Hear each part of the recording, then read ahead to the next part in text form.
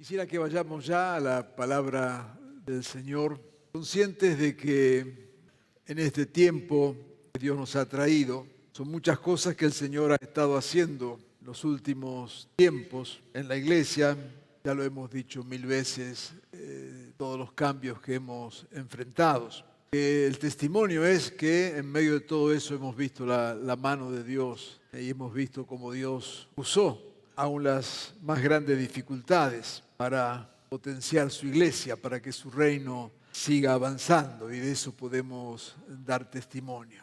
Así que en esta mañana vamos a estar yendo a la palabra del Señor. En primer lugar, con este desafío que entendemos y entiendo de Dios para este tiempo. O sea, Dios está proponiendo hacer algo nuevo, Dios está proponiendo obrar, como decíamos anoche, de una manera maravillosa. Es un tiempo nuevo. Y esto es lo primero que yo quiero afirmar, que me lo va a escuchar hoy y mañana, porque para mí es una cuestión clave para entender. Es un tiempo nuevo de Dios. Así que disponga su corazón y sus actitudes para el tiempo nuevo de Dios. Y también esta palabra de esta mañana tiene que ver con algo que creo también el Señor nos está hablando, que tiene que ver con lo que llamamos un recambio generacional. Aunque usted no lo crea, los pastores también envejecemos. No quisiéramos. Creo que Dios nos está trayendo un tiempo donde quienes somos más mayores, para ponerlo de una forma elegante, puedo decir más viejo, tenemos la obligación y el desafío de dar los pasos necesarios para que surjan las nuevas generaciones. En eso Juan lo tenía bien claro cuando dijo: es necesario que yo me achique para que Jesús crezca. Y es bueno que lo hagamos, y yo entiendo que esta es una reunión de obreros, en especial, aunque estamos todos. Y es bueno que esos cambios los hagamos conscientemente, y no que la vida nos lleve a hacerlo. Pero también esto tiene que ver con las generaciones más jóvenes, de entenderse como parte de un proyecto divino, de dar continuidad a lo que Dios ha estado haciendo. Es todo un desafío. Yo quiero plantear ese desafío en esta mañana. Así que abiertos a lo que Dios quiere hacer, pero al mismo tiempo abiertos a los cambios que Dios quiere hacer. No le tenemos miedo a ningún cambio cuando viene de Dios. Le tenemos miedo a los cambios que nosotros inventamos. Eso siempre terminan mal.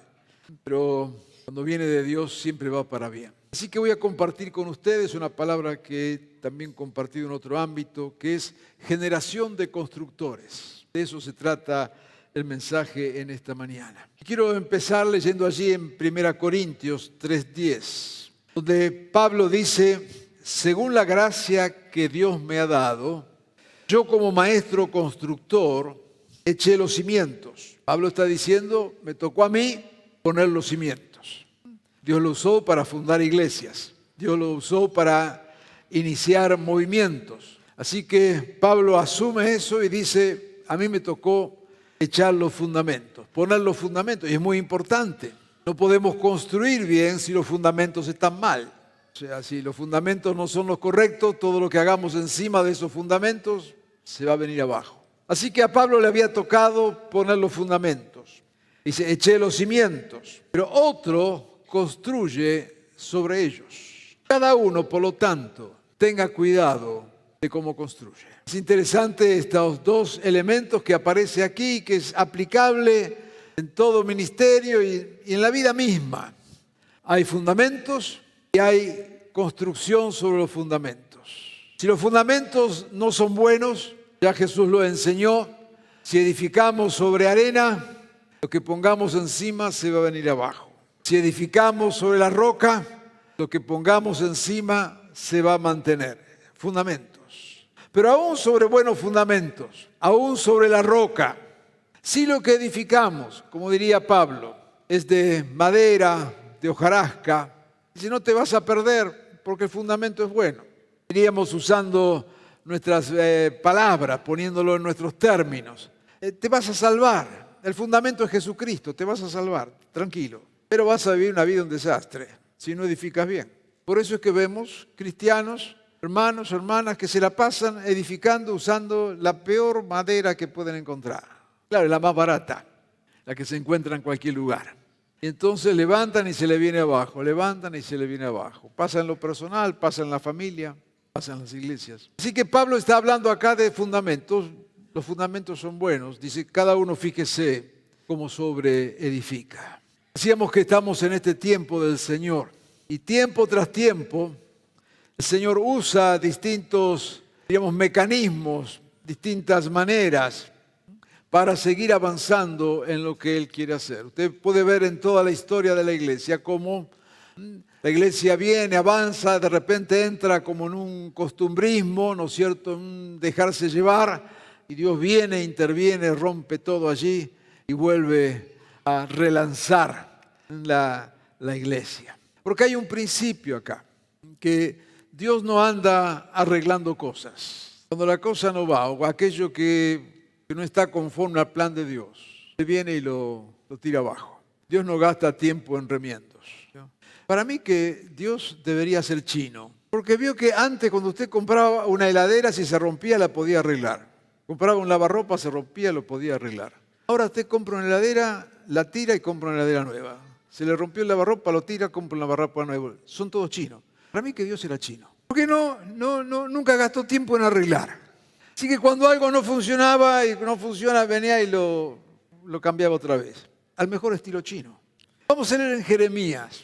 Dios quería hacer cosas profundas en su pueblo. Pero era necesario que para hacer esas cosas, Él dejara de lado lo que se venía haciendo.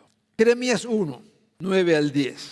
El Señor extendió su mano y tocándome la boca me dijo, he puesto en tu boca mis palabras, le decía a Jeremías. Mira, hoy te doy autoridad sobre naciones y reinos. Y acá es lo que Dios iba a hacer, para arrancar, para derribar, para destruir, para demoler, para construir y para plantar. Fíjese, Dios lo llama a Jeremías, lo llama en un momento crucial de su pueblo. Y dice, voy a hacer algo. Te voy a mandar, te mando a vos para que hables de lo que voy a hacer. Entonces le revela su plan y usa allí 6 verbos. De los 6, 4 son para destrucción. Dice, te mando para arrancar, para derribar, para destruir y para demoler. Y después usa solamente 2 verbos para construir. Donde dice, te mando para construir y para plantar.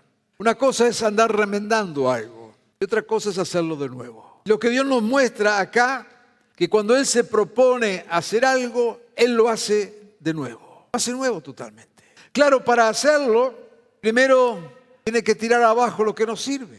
Y tenemos que entender, aceptar que en nuestro caminar con el Señor, muchas veces vamos construyendo, vamos metiendo cosas allí que no son las mejores. Y esto no lo digo con una culpa ni un gran pecado, no, es que en nuestro accionar humano, en nuestro trabajo humano, en nuestro aún querer hacer las cosas con la mejor voluntad, sin embargo, no siempre hacemos lo mejor, no siempre sumamos lo mejor. Pasa en nuestra propia vida, pasa en la familia y también en la iglesia y en el ministerio. Por eso, de tanto en tanto, Dios viene y usa cualquier circunstancia para arrancar, para derribar, para destruir, porque Él quiere hacer algo nuevo. Ahora está en nosotros dejar que Dios sobre. Por eso lo manda al profeta, para que anuncie lo que Dios iba a hacer, para que no te asuste, que no te agarre desprevenido. Yo quiero en primer lugar invitarte esta mañana. Deja que Dios saque lo que tenga que sacar, que Dios derribe lo que tenga que derribar, que Dios arranque lo que tenga que arrancar. Porque hay algo nuevo que Dios quiere hacer en tu vida. Y hay algo nuevo que Dios quiere hacer en tu ministerio. Claro que la primera etapa no nos gusta. No nos gusta cuando Dios viene y nos tira abajo algo. No nos gusta cuando el Señor frustra alguno de nuestros planes. Pero deja que Dios lo haga. Deja que Dios lo haga. Porque cuando Dios lo hace, en verdad, todo lo que Él hace es para mejor. Pablo dice acá que puso el fundamento. Allá en Mateo 16, 18, dice Jesús a Pedro, sobre esta piedra, lo que él había afirmado, que Jesús era el Cristo, sobre esa afirmación edificaré mi iglesia.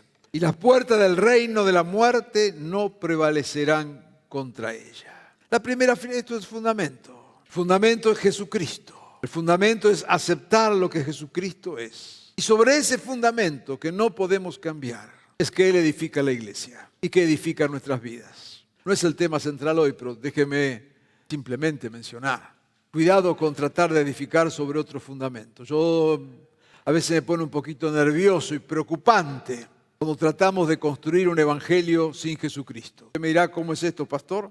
Y sí, invitamos a la gente, decimos, vení, mirá, Dios te quiere sanar, Dios te quiere liberar, Dios quiere... Sí, todo eso es verdad, absoluta verdad. Pero si Jesucristo no aparece, ¿sobre qué estamos edificando? Sobre los milagros de Dios, y claro que Dios hace milagros. Sobre el poder liberador de Dios, y claro que Dios libera y lo hace con poder. Pero ¿dónde está Jesucristo? Estos días estaba conversando con líderes de nuestra congregación allí, en Buenos Aires, y seguro que al igual que ustedes y la mayoría de las iglesias en este tiempo de pandemia, hemos salido a hacer 1000 cosas ayudando, repartiendo alimentos, cobijando, en nuestro caso allí, abriendo los templos para que sean centros de vacunación, centros de donar sangre, presencia en los hospitales. Bueno, no estoy diciendo nada nuevo para nadie. Y nos hemos metido y gracias a Dios que hemos podido hacer todo eso en nombre del Señor. Servir a la comunidad, a los enfermos, a la familia.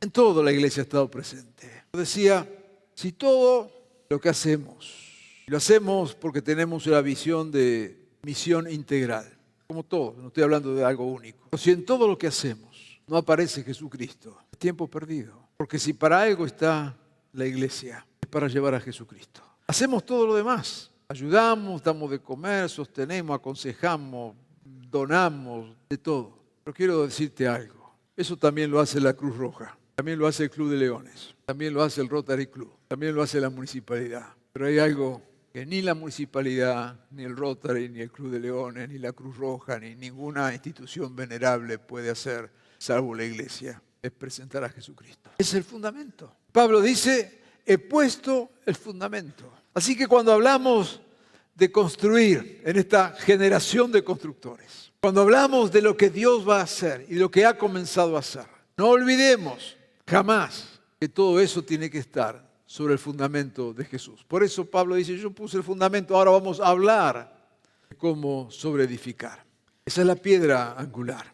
Sobre esta piedra que es Jesucristo, Él edifica la iglesia. Entonces la iglesia, que no tiene otro fundamento, no es, como decíamos, un simple grupo social, aunque es un grupo humano.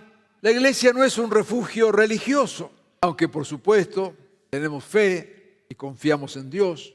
La iglesia no es una simple institución, aunque también lo somos. La iglesia, como aprendimos en estos últimos tiempos, no es el templo. Ayer el pastor lo decía, la iglesia no es el templo. La iglesia somos aquellos que creemos en Jesús como nuestro Salvador y Señor. Y sobre esa iglesia, sobre esa verdad de Jesucristo, el infierno jamás podrá prevalecer. En cualquier cultura, en cualquier circunstancia, aún en los momentos más difíciles, la iglesia, tu vida fundamentada en Cristo, jamás, jamás, jamás será derrotada. Ahora déjame ir a Primera de Pedro, porque justamente hablando de este fundamento y de esta roca, y de lo que el Señor quiere hacer en este tiempo, vamos a leer ahí en Primera de Pedro, capítulo 2, versículos 4 al 5 y 9 al 10. Cristo es la piedra viva, rechazada por los seres humanos, pero escogida y preciosa ante Dios. Otra vez, Cristo es la piedra angular. Al acercarse a Él, a Cristo, también ustedes son como piedras vivas, con las cuales se está edificando una casa espiritual. De este modo llegan a ser un sacerdocio santo, ustedes, para ofrecer sacrificios espirituales que Dios acepta por medio de Jesucristo. Ustedes, piedras vivas, son linaje escogido, real sacerdocio, nación santa, pueblo que pertenece a Dios, para que proclamen las obras maravillosas de aquel que los llamó de las tinieblas a su luz admirable. Ustedes antes ni siquiera eran pueblo, pero ahora son pueblo de Dios. Antes no habían recibido misericordia, pero ahora ya la han recibido. Cuando Pedro escribe esta carta a la iglesia, los cristianos estaban viviendo un tiempo muy especial. Eran despreciados, eran perseguidos. En aquella época hubo un incendio muy grande en Roma y se acusó falsamente a los cristianos que habían sido los que habían causado ese incendio. Así que empezó una gran persecución de la iglesia. A tal punto que nos dice la historia que tomaban a los cristianos, los prendían fuego, empalados en palos, y con ese fuego alumbraban las calles de Roma. No eran días fáciles para la iglesia, eran días bien difíciles. Cuando vemos estas dificultades entendemos lo que Pablo diría. El que se atreva a confesar que Jesús es el Señor, no hay duda de que ese será salvo. No era gratis confesar que Jesús es el Señor. Así que los cristianos eran humillados, avergonzados, y a esa iglesia, a estos hermanos, en medio de circunstancias tan adversas, Pedro les dice: Jesús es la piedra inconmovible, angular. Es la que desecharon los constructores. Es la que es obstáculo y tropiezo. Pero sobre esta piedra ustedes, iglesia, le decía, que están sufriendo y que están perseguidos y que están despreciados, ustedes son piedras vivas con las cuales el Señor está edificando su santo templo. Vosotros sois piedras vivas. Claro que hoy no vivimos esa persecución, pero sí vivimos tiempo de desprecio total por la fe, por la iglesia, por los valores que sostenemos. Es interesante que muchas de las discusiones de nuestros días a nivel ético, a nivel moral, por ejemplo, lo último, ¿no es cierto?, que acaba de fomentar el Ministerio de Salud de la Nación, que niñas a partir de 16 años pueden ir directamente a cualquier hospital público y privado y pedir que le hagan un tratamiento de fertilización irreversible. No es tomar una pastilla, no es usar un preservativo, es operarles de tal manera que nunca más puedan volver a tener un hijo. No digo volver, que nunca más puedan tener un hijo. 16 años. ¿Qué sabe de la vida alguien a los 16 años? No me vengan con que puede votar. Claro que pueden votar, fíjense lo que tenemos. Si vamos a medir las cosas por los frutos, ¿qué sabe una vida a los 16 años? Para castrarse hasta el día en que se muera. Esa es la sociedad donde estamos. Cuando salimos a discutir esto, cuando decimos lo que están haciendo es una cosa horrible y espantosa, la respuesta es: sí, porque ustedes hablan como cristianos. ¿Y cómo querés que te hable si soy cristiano? Pero fíjense ustedes, la manera de anular cualquier argumento es: porque vos sos cristiano. Y sí, ¿cuál es el tema? Es porque si sos cristiano no tenés derecho a opinar. Eso es. Si sos cristiano no tenés derecho a tener una opinión. Es una manera de entender la fe como algo abstracto que no afecta a la vida. Y hoy es la experiencia de todos nosotros y de cada uno de ustedes, en el ámbito donde se mueven, traten de mantener un principio, un valor de acuerdo a la palabra de Dios. Y la cosa es: no, porque vos sos un religioso. Mirá esta pastorcita, mirá de qué te la das. Vamos a discutir el tema, vamos a discutir los argumentos, vamos a discutir las razones. ¿Por qué me anulás por el simple hecho de que tengo una fe en Jesucristo? Hoy, mañana y pasado, empezó creo que ayer, ese encuentro internacional de mujeres feministas. Lo hacen todos los años. Yo no tengo nada contra, por quienes escuchan mis mensajes ya lo sabrán perfectamente, nada contra la defensa de los derechos de la mujer, que ha sido tantas veces ninguneada, abusada, discriminada, y póngale ahí todo lo que sea. Y con mucha razón tienen que, más que nunca, defender sus derechos. No estamos hablando de eso, pero estamos hablando de estos encuentros, se hacen todos los años, y tienen tal nivel de violencia que las policías no saben qué hacer con ellas. Ya pasó en Buenos Aires, están ahora San Luis, creo que 350 millones de pesos gastó el gobierno de San Luis para eso. ¿Sabe qué es lo que han hecho? Vallar las iglesias, porque parte del programa es profanar los templos, las iglesias. Este es el tiempo que vivimos. Ahí es donde va el dinero que ponemos con nuestros impuestos. Ahí va. Cuando decimos esto, porque ustedes son evangélicos. ¿Y cuál es el problema? Pedro está escribiendo a esa iglesia. Le está recordando que están siendo edificados sobre el fundamento inamovible. Pero también les dice: ustedes, nosotros hoy, somos las piedras vivas con las cuales Jesucristo está edificando su iglesia. No es que somos piedras vivas el domingo a la hora que nos reunimos en el culto. Somos piedras vivas todos los días, a toda hora. Y allí donde estamos, sobre el fundamento inamovible, Dios nos desafía a vivir como estas piedras vivas. Por eso nos dice, fíjense cómo sobreedifica. Es interesante que Pedro no pone el acento en lo que hacemos, sino en lo que somos. Somos piedras vivas. Porque el valor está no en las actividades que podemos hacer, sino en lo que verdaderamente somos. Podemos hacer preciosas actividades, pero si nuestro corazón está lejos de Dios, si nuestra vida está lejos de Dios, no serán más que lindas actividades. Pero el apóstol va a lo más profundo y habla de lo que somos.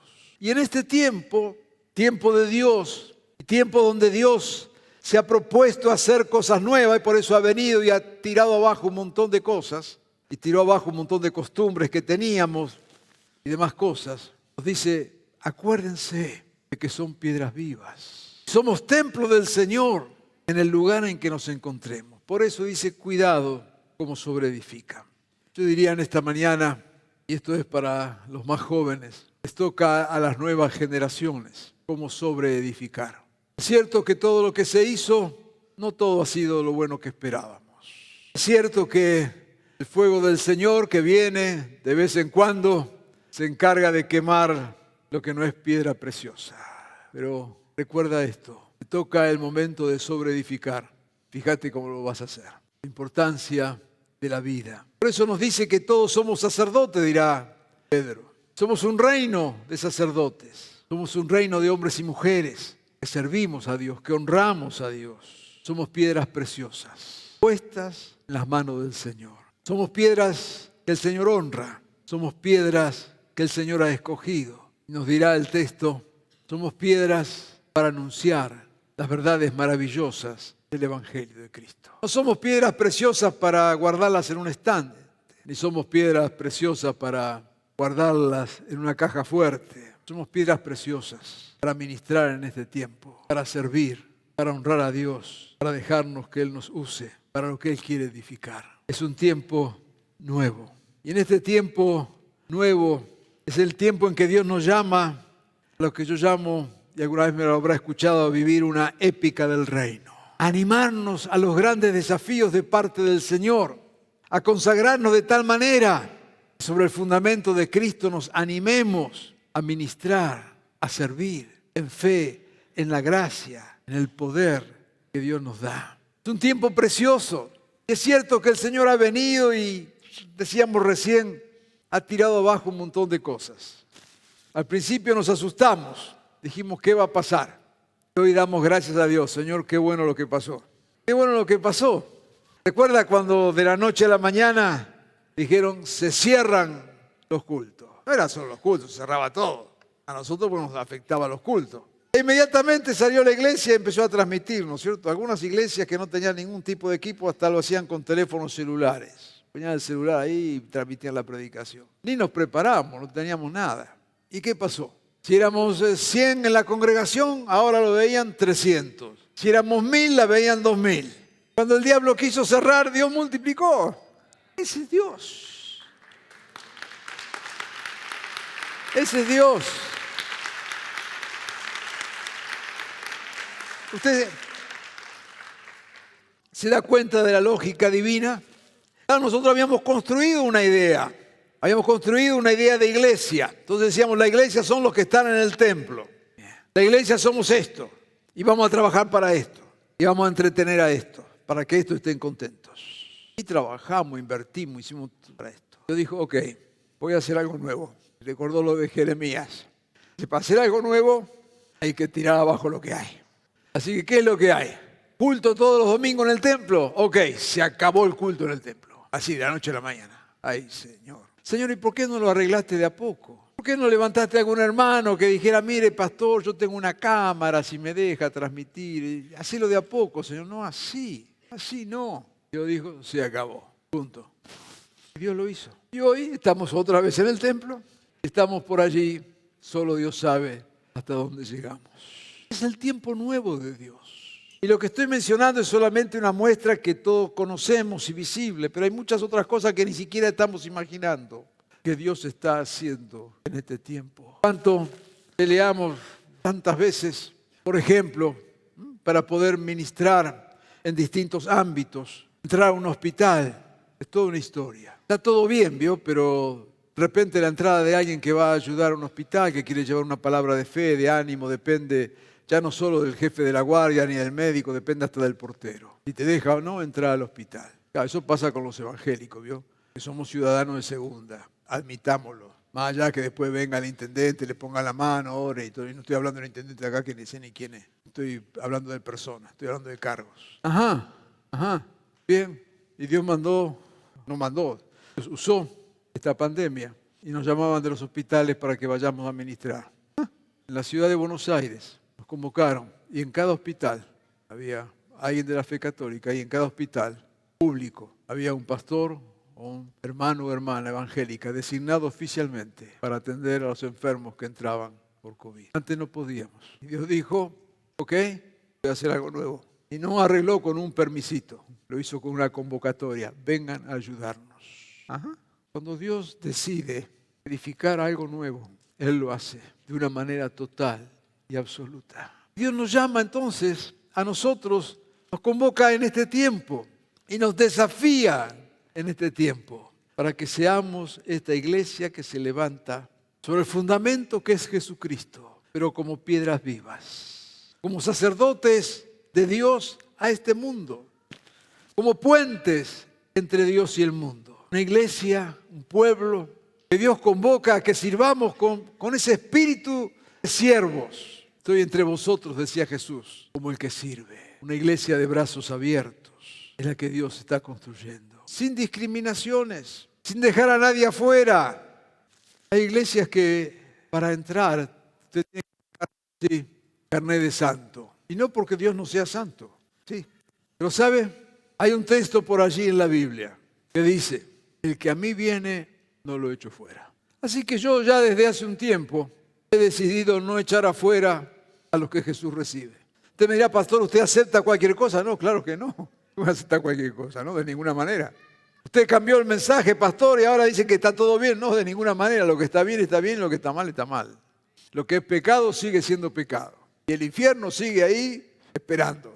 No cambiamos el mensaje. Pero hemos aprendido a no echar a los que vienen a Dios, a cómo vengan. Después le hablamos, le presentamos a Cristo, porque decimos no hay edificación, sino es sobre el único fundamento que es Jesucristo. Y no queremos engañar a nadie con un falso evangelio, una falsa gracia. No estamos hablando de eso. Estamos hablando de una iglesia que es capaz de abrir sus brazos, de amar con un verdadero amor aun aquellos que están sumidos en las más terribles tinieblas. Porque justamente Dios nos llamó a hacer luz en medio de la más terrible oscuridad. Sobreedificamos valorando todo el legado que Dios nos ha dado, toda nuestra historia. Pero decíamos ayer, no caminamos mirando hacia atrás, sino que sobreedificamos mirando al futuro. Amado, amada, este es un tiempo de Dios y Dios está haciendo cosas nuevas. Y Dios quiere involucrarte en su proyecto. Dios te está llamando en este día a que sacudas toda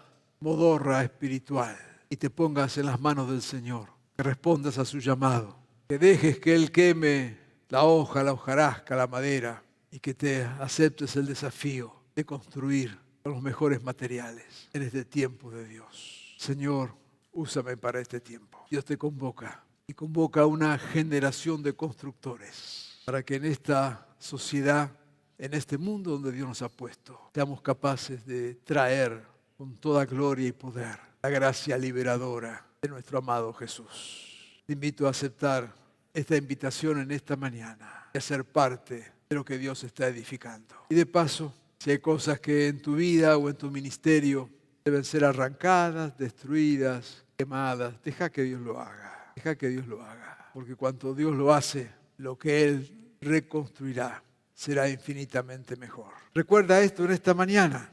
Dios no anda arreglando cosas. Dios hace cosas nuevas. En esa novedad de Dios quiero invitarte a que seas parte de eso. Vamos a orar. Amado Jesús, entendemos que en este tiempo, Señor, nos estás desafiando y nos estás hablando de que es un tiempo nuevo. Señor, y como hemos dicho mil veces, no es que andamos detrás de la novedad, sino que buscamos ser parte de lo nuevo que haces. Señor, en esta mañana entendemos que ha llegado un momento de construir. Gracias, Señor, por todo lo que se ha hecho hasta acá, pero es muchísimo más lo que vos querés hacer. Señor, háblanos, desafíanos, Danos un corazón sensible para dejar que tu obra en nosotros saque lo que no es bueno, lo queme, lo derribe. No queremos defender, Señor, lo indefendible. No queremos defender nuestros pequeños logros. Está todo puesto en tu altar. Señor, que sea este un tiempo de un obrar nuevo, de una manifestación gloriosa tuya. Amado Jesús, te pido por mis queridos hermanos, hermanas, consiervos que te sirven en los distintos lugares. Señor, que dejemos que tu obra saque, derribe, tire abajo lo que nos sirve. Señor, muchas veces hemos ido construyendo cosas con la mejor intención, pero no era exactamente lo que estaba en tu corazón. No queremos, Señor, seguir con ese lastre. ¿Para qué? Te pedimos, Señor, hazlo otra vez. Señor, queremos ser sensibles a tu mover. Anhelamos tu mover, Señor. Obra, Jesús. Señor, y también en este tiempo clamamos a ti, Señor, por una nueva generación de hombres y mujeres que se levanten con corazones encendidos a servirte a ti, Señor, con vidas transformadas. Oh Dios, que en este tiempo veamos un ejército de hombres y mujeres valientes, poderosos en ti, arriesgados en ti, que sobre la piedra inamovible se animan a edificar con lo mejor que viene de tu mano. Señor, levanta en estos días una generación de piedras vivas, encendidas por tu Espíritu Santo. Oh Dios, tira abajo todo cristianismo nominal, toda espiritualidad superficial, todo cristianismo sin raíces. Sácalo, Señor, y levanta un pueblo de piedras vivas, inflamadas por tu Espíritu, consagradas a ti, verdaderos reyes y sacerdotes que ministran en tu nombre. Señor, hazlo en nuestros días. Te lo rogamos, Señor, en tu nombre, con el gozo, la expectativa y la fe de saber que lo harás, por lo cual, Señor, te bendecimos. Sea tu nombre, Jesús, toda honra y toda gloria, hoy y siempre. Amén y amén. Aleluya.